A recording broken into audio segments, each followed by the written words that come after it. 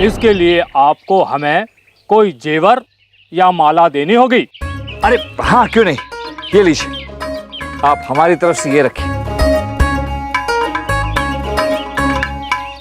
अब हमें हमारे जापाना के पास जाना होगा। आप सबसे इजाजत चाहते हैं। बादशाह को कबीले के बादशाह का सलाम बोलना।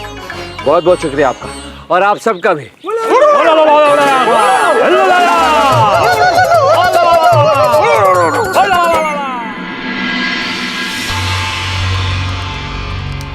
चाचा जान, इन पुराने दस्तावेजों में से क्या ढूंढने की कोशिश कर रहे हैं? वो तरकीब ढूंढने की कोशिश कर रहे हैं जिससे हमारी तकलीफ दूर हो जाए। तकलीफ यानी बीरबल जी?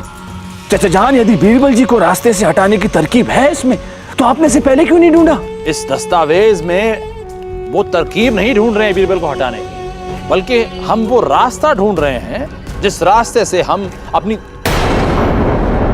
मिल गया। दिग्विजय जी, अब आप बताइए, एक आदमखोर पेड़ सबसे ज्यादा किससे नफरत करता है? बारिश?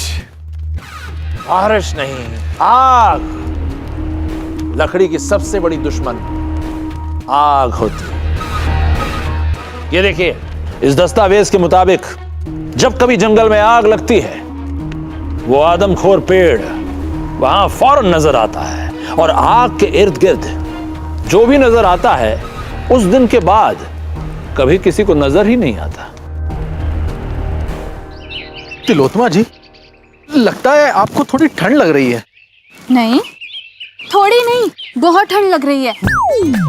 वैसे ठंड का एक फायदा भी है। क्या? आपको गर्मी बिल्कुल नहीं लगती है? तुम ना लाल लंगोट के लाल लंगोट ही रहोगे। हम क्या ठंड से तनक जिंदा यानी कि जम रहे हैं, और तुम्हें मजाक सूझ रहा है। वाह, शुक्र है इसे मजाक सूझ रहा है, वरना इसे डर के अलावा कुछ नहीं सूझता। बीरबल जी, हम यहाँ पे थोड़ा विश्राम कर ले क्या? थोड़ी सी आग भी जला लेते हैं। थोड़ी जलपान की व्यवस्था भी कर ही लेते हैं। ये अच्छा रहेगा। क्या अच्छा रहेगा? हम ऐसा कुछ नहीं करेंगे। तो फिर हम तो ठंड से मर जाएंगे। आग जलाएंगे तो भी मर जाएंगे। जरा ध्यान से आसपास देखिए, हम आदमखोर पेड़ के इलाके में, और ये वही जगह है जहाँ पर आदमखोर पेड़ ने सिपाही और भोला को निगल लिया था। अगर हम आग जलाएंगे तो आदमखोर पेड़ को अपनी तरफ आकर्षित करेंगे। डरना मना है। अरे आने दो उस आदमखोर पेड़ को, हम भी दो चार बातें शातें कर लेंगे। बातें?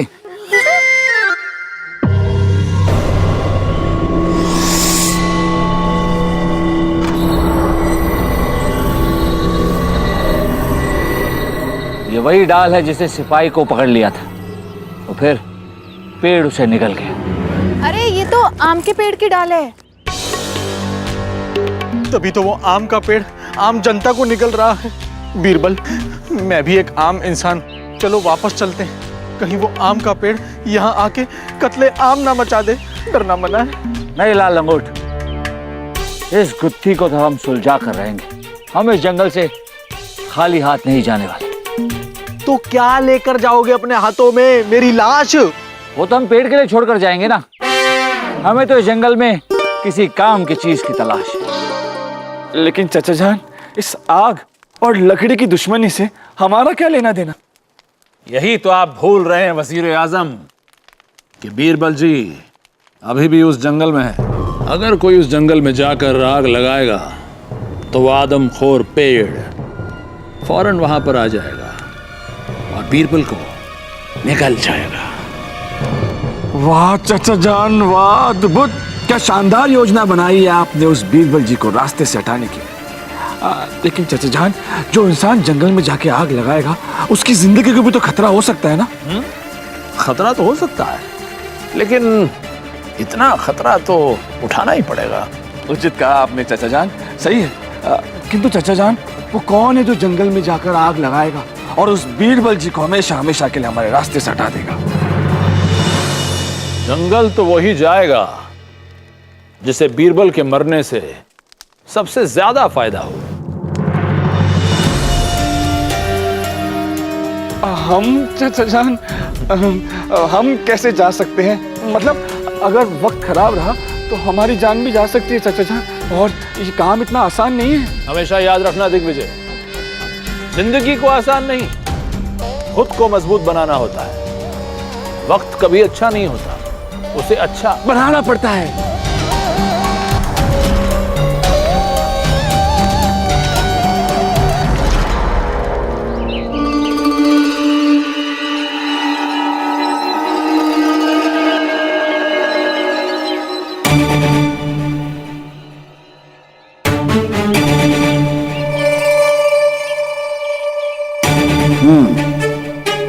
लगता है हाल फिलहाल में जंगल में कोई आया था और आग जलाकर चला गया। अरे क्या पता पुरानी हो।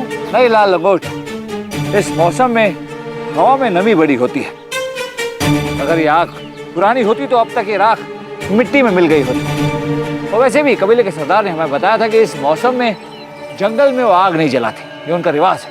अरे लेकिन आग किसी ने भी जलाई हो, कभी भी जलाई हो, क्या फर्क पड़ता है? लेकिन ये तो पता चलता है ना कि हाल फिलहाल में इस जंगल में कोई आया था, जबकि आदमखोर पेड़ की दहशत 3-4 दिन से सारे राज्य में फैली हुई है। अरे आया होगा कोई जिसे आदमखोर पेड़ के बारे में नहीं पता होगा। और बड़े तसल्ली से आया था। वो देखिए, केले का पत्ता। अब एक बात बताइए, आप दोनों ने पूरे जंगल में कहीं केले का पेड़ देखा है? नहीं। तो फिर ये केले का पत्ता कहां से आया? वैसे ही जैसे वो आदमखोर पेड़ आ रहा है।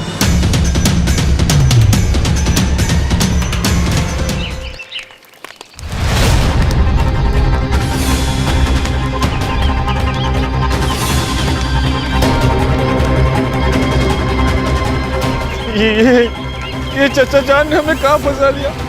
अगर वो आदमखोर पेड़ आ गया तो ये बदबू, सड़ी हुई बदबू कहाँ से आ रही है?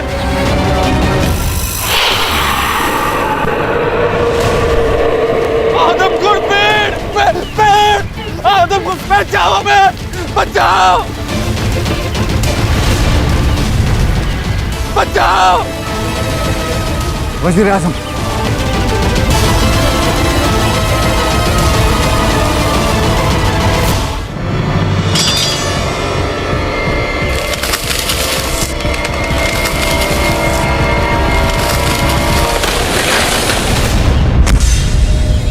बचाओ,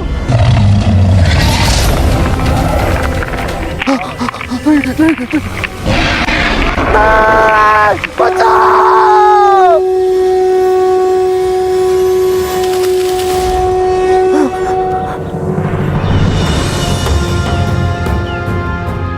बिल्कुल जी। वजीर आजम जी, आप ठीक तो है ना? हम बिल्कुल ठीक है। हमें क्या हो सकता है?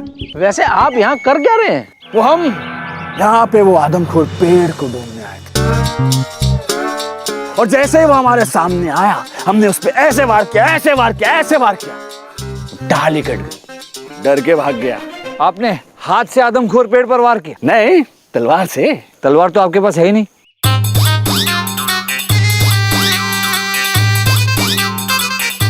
तो तलवार? वैसे आपको यहाँ कामरान जी नहीं भेजा है ना? नहीं। हाँ, बीरबल जी की सुरक्षा की। एक बात बताइए, आपने 2 जगह आग क्यों लगाई? हमने 2 जगह आग नहीं लगाई, हमने तो सिर्फ एक जगह आग लगाई, इस ओर।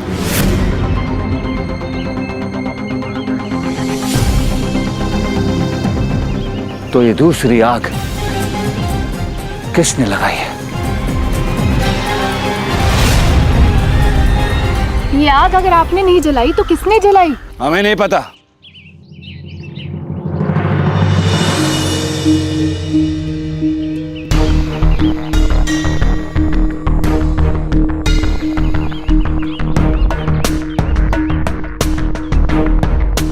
वजीर आजम जी, हमारा मतलब है बहादुर वजीर आजम जी, अब इस जंगल में आपकी आवश्यकता नहीं। आप तमा जी को लेकर महल चले जाइए। हम आपको छोड़कर कहीं नहीं जा रहे हैं।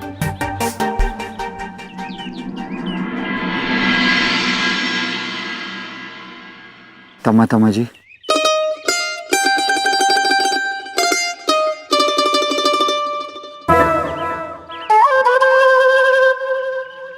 हम आपको एक खास काम दे रहे हैं, ध्यान से सुनिए।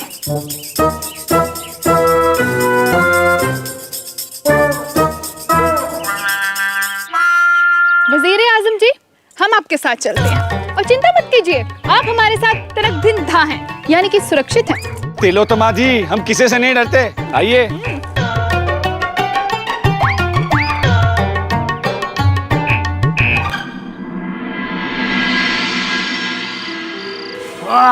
छी, ये बदबू। हाँ, लगता है कहीं आदमखोर पेड़ तो नहीं आ रहा है। नहीं, जब तक धुआं नहीं उठेगा आदमखोर पेड़ नहीं आएगा। तू नाक और मुंह बंद रख और आंखें खुली, और हाँ, इन लाल फूलों पर पैर मत रखना। अरे मेरी तो जमीन पे पैर रखने की हिम्मत नहीं हो रही है, टांगों ने जवाब दे दिया है बीरबल। और अब हम ये जा कहाँ रहे हैं? आदमखोर पेड़ को पकड़ने। जैसे ही हमने शंख बजाया, आदमखोर पेड़ इन लाल फूलों को कुचलता हुआ भागा है, इसी रास्ते से। बस हमें इन लाल फूलों का पीछा करना है और हमारी मुलाकात आदमखोर पेड़ से हो जाएगी। हाँ, मुलाकात हो जाएगी, उसके साथ बैठेंगे, आराम से दूध का प्याला पिएंगे। वो देख लाल लंगोट, हमारा मेजबान। आदमखोर पेड़ आग सेक रहा है। चल लाल लंगोट, पेड़ को काटने का वक्त आ गया है। अरे हम क्या पेड़ को काटेंगे, वो हमें निगल लेगा। तुझे नहीं आना है तो मत आ, मैं अकेले जाता हूँ। नहीं बीरबल, आज तक हम दोनों कभी अलग हुए हैं। जहाँ बीरबल वहाँ रफीक, मरेंगे साथ में, जिएंगे भी साथ में। डरना मना है, चलो। चल। चाचा जान, हम कूच पर जाने के लिए तैयार हैं और उम्मीद करते हैं कि आपने भी पूरी तैयारी कर ली है। जी हाँ, बिल्कुल। बहुत खूब। वजीर आजम, आज आप हमारे रहनुमा बनेंगे, क्योंकि आप ही जानते हैं कि बिरबल जंगल के किस कोने में है। जहापना, हम तो ये भी जानते हैं कि वो आदमखोर पेड़ है कहाँ। जंग जो लड़ी है उससे हमने।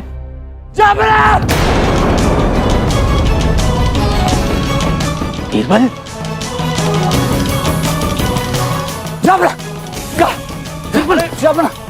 बिरबल क्या हो गया? जापना, हम गलत थे जापना। वो आदमखोर पेड़ सच में है। वो हमारी जान लेने के लिए हमारे पीछे आ रहा है। अरे बीरबल जी, आप किसी और तरफ नहीं भाग सकते थे, राजमहल की तरफ भाग कर आना जरूरी था। अरे आप तो मरवाएंगे हम सबको। बिरबल,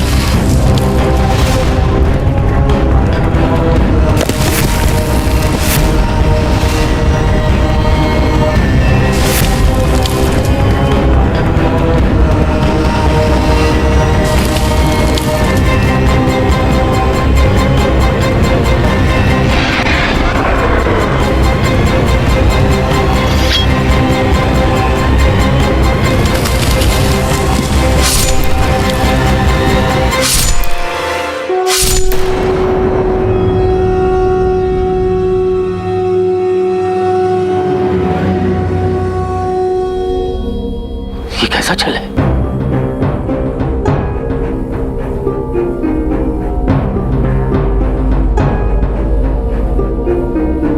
ये सब क्या हो रहा है? छल, धोखा, षड्यंत्र हो रहा है जापना। आप सब आदमखोर पेड़ से डरे हुए हैं। हम आपको आदमखोर पेड़ से मिला देते हैं।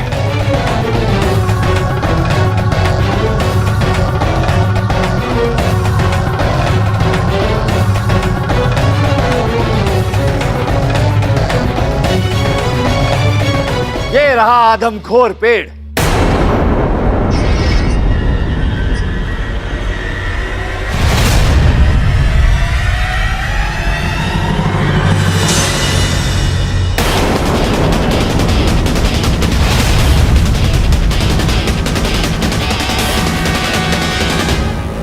बिरजू का भाई भोला। भोला? भोला जिंदा है? जी हाँ जापना, भोला जिंदा है।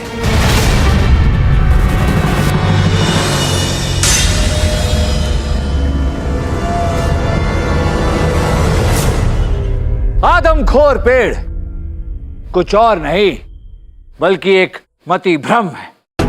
नशीले बीजों को जलाने से एक धुआं उठता है और उसका धुआं चारों ओर फैलाया जाता है तो दिमाग के खास हिस्से पर असर करने लगती है और हम उन चीजों की कल्पना करते हैं जिनकी हमें उम्मीद हो या फिर जो हमें बताई गई हो। जैसे कि अभी भी हम भागते हुए आए और आप सबसे कहा कि आदमखोर पेड़ हमारा पीछा कर रहा है, हम पर हमला कर रहा है, और उसी वक्त हमारे मित्र ने नशीले बीजों को जलाया और केले के पत्ते से उसका धुआं चारों ओर कर दिया। रफीक आ जाइए। और जैसे ही रफीक का फैलाया हुआ धुआं आपके दिमाग पर असर करने लगा, आप सबने वही कल्पना की जो हमने आपको बताया था। आपको लगा कि आदमखोर पेड़ महल के अंदर घुस गया है, हम पर हमला कर रहा है। वैद जी, जहां बना हमने बीरबल द्वारा लाए गए जंगल से जले हुए नशीले बीजों का परीक्षण किया और पता लगाया कि नशीले बीज के धुएं में डर की कल्पना पनपती है। पर हम सब उस धुएं के प्रभाव से बाहर कैसे आए बीरबल? इस शंख की आवाज से। ये शंख की गूंज इंसान को केंद्रित और चेतन करती है। इसलिए मंदिर हो या फिर जंग का मैदान, हमेशा शंख की गूंज से शुरुआत की जाती है। आप सब कल्पना से भ्रमित थे, लेकिन जैसे ही हमने ये शंख बजाया, आप धुएं के माया जाल से बाहर आ गए। पर बिरजू और भोला ने नाटक किया क्यों? लालच की वजह से वजीर आजम जी। वैसे हमने आपको बताया कि भोला और बिरजू जड़ी बूटी विशेषज्ञ हैं, जो जड़ी बूटियों के गुण ही नहीं उनकी कीमत भी जानते हैं। ये नहीं चाहते थे कि बाकी जड़ी बूटी वाले जंगल में जाए, जड़ी बूटी इकट्ठा करें, इसलिए इन्होंने आदमखोर पेड़ का नाटक रचा। और जापना आपको भी जंगल आने को कहा ताकि इनका ये नाटक सबको सच लगे। और बिरबल, दो बार एक ही जैसी कल्पना हम कैसे कर सकते हैं? हम आपको बताते हैं जापना।